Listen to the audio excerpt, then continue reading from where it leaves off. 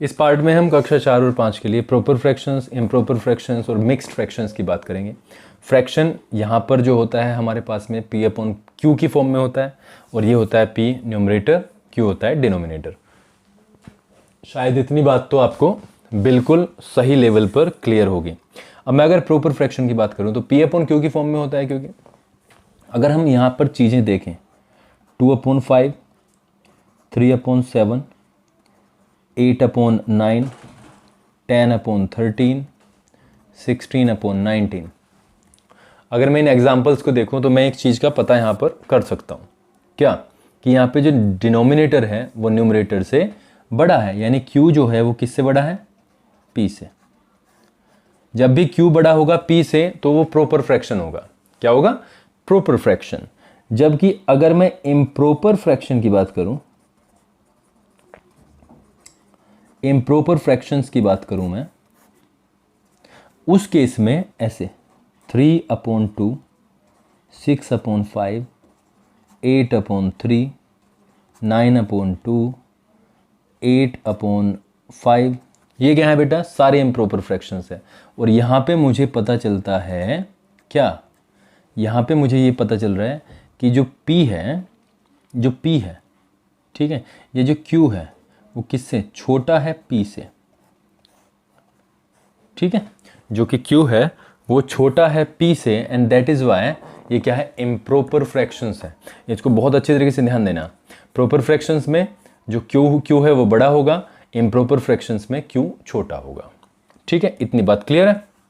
चलो जी, अब जब हम इम्प्रॉपर फ्रैक्शन पढ़ते हैं तो अब बात आती है मिक्स्ड फ्रैक्शन की।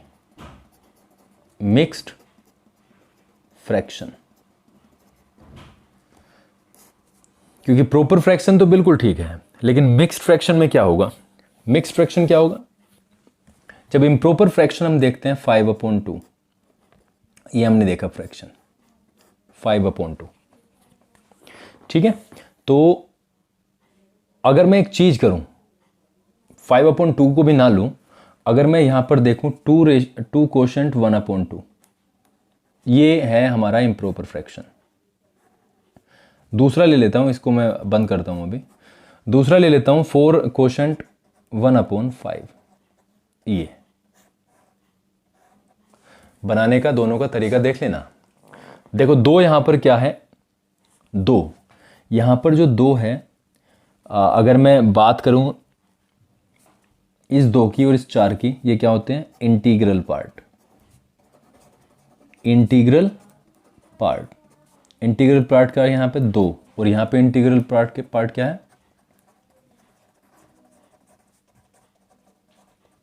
4। ठीक है, अब आती है फ्रैक्शनल पार्ट की बात। फ्रैक्शनल पार्ट है यहां पर 1/2 और यहां पर जो फ्रैक्शनल पार्ट है बेटा, फ्रैक्शनल पार्ट है 1/5 या 1/5। ठीक है, तो हमने यहां पे देखा मिक्स्ड फ्रैक्शन में एक होल नंबर होता है और एक फ्रैक्शन होता है। देखो दो पार्ट्स हैं, एक है इंटीग्रल पार्ट और एक है फ्रैक्शनल पार्ट। इस बात का ध्यान रखना है। ठीक है, इतनी बात आई थिंक क्लियर हो गई होगी। ठीक है, अब देखते हैं कुछ चीजें जो कि कन्वर्जन है। कन्वर्जन मतलब चेंज करना, कि इम्प्रॉपर फ्रैक्शन को प्रॉपर फ्रैक्शन कैसे बनाना है और इम्प्रॉपर को मिक्स्ड कैसे बनाना है और मिक्स्ड को इम्प्रॉपर। ठीक है, चलो जी देखते हैं। हम एक फ्रैक्शन लेते हैं इम्प्रॉपर। हमने एक इम्प्रॉपर फ्रैक्शन लिया है बेटा 3 या 9/4। तो हम क्या करेंगे, देखो क्योंकि यहाँ पे क्या है, यहाँ पे क्या है, जो P है वो बड़ा है किससे, Q से, या दूसरे शब्दों में Q को छोटा कह सकते हैं P से। तो क्या है, ये इम्प्रॉपर फ्रैक्शन है। तो हम करते क्या है, देखो 9 को हम डिवाइड कराते हैं 4 से, जो कि यहाँ पर लिखा ही हुआ है। तो 4 2 क्या बनता है, 8 और 1 है रिमाइंडर। तो यहाँ पे हम देखते हैं क्या, ये क्या है बेटा, रिमाइंडर, और ये क्या है, कोशेंट। ठीक है, ये क्या है, डिवाइजर, और 9 को हम क्या बोलते हैं? डिविडेंड। क्या बोलते हैं? डिविडेंड। ये है हमारा, ठीक है। तो हम जब इसको मिक्स्ड बनाएंगे तो हम क्या रखेंगे? कोशेंट तो हो जाएगा पूरा पार्ट यानी होल पार्ट, ठीक है। और जो फ्रैक्शनल पार्ट में आएगा वो क्या आएगा बेटा? Remainder upon divisor. क्या? Remainder upon divisor. इस तरीके से हम मिक्स्ड फ्रैक्शन को तैयार कर लेंगे।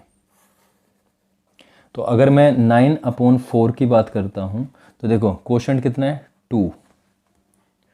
रिमाइंडर कितना है बेटा? 1। और डिवाइजर कितना है? 4। ये है हमारा कोशेंट। 1 4 डिवाइजर और 2 कोशेंट और 1 रिमाइंडर, ठीक है। चलो जी एक और फ्रैक्शन लेते हैं। फ्रैक्शन है 13/5।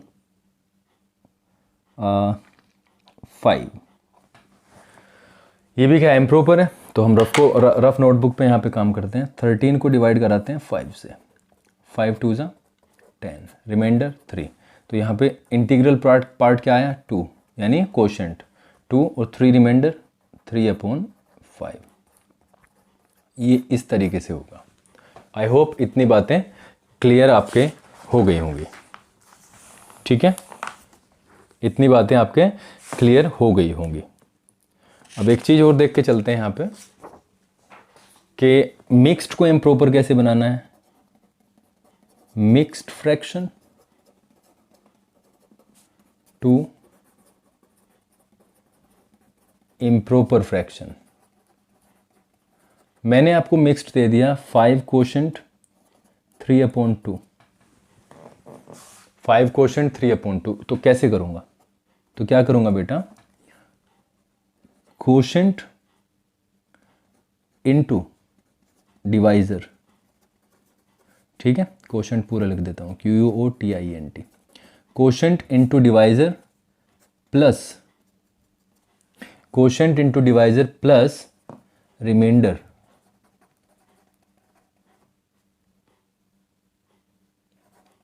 ठीक है, अपॉन डिवाइजर। ये हो जाएगा, ठीक है। आप समझते हो। और ये डेफिनेशन जो पिछले वाले पेज से आई है वो ऐसे नहीं आई, ठीक है। तो हमने क्या देखा?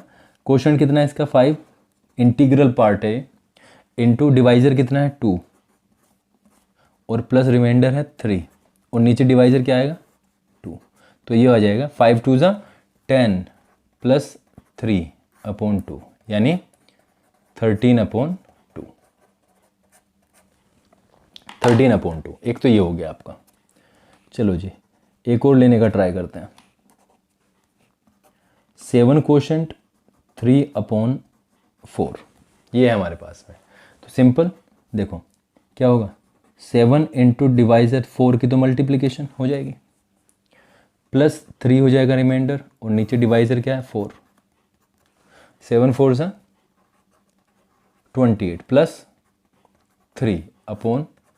तो ये हो गया 31/4। एक और 9 कोशेंट 5/6 करते हैं। 9 कोशेंट हो गया, इनटू डिवाइजर क्या है? 6 प्लस रिमाइंडर 5/6, ठीक है। 9 6 या 54। 54 प्लस 5/, तो ये हो जाता है 59/6। एक और एग्जांपल लेते हैं। 10 कोशेंट 3/8। तो 10 की और 8 की मल्टीप्लिकेशन, रिमाइंडर है 3/8 यानी 80 प्लस 3/8। It means 83/8। इस तरीके से ये होगा आपका। ये कुछ एग्जाम्पल्स हैं। तो हमने देखा क्या क्या, बहुत सारी चीज़ें पढ़ी आज। इनको आपको देखना है और अगले पार्ट में फिर कुछ और चीज़ें होंगी।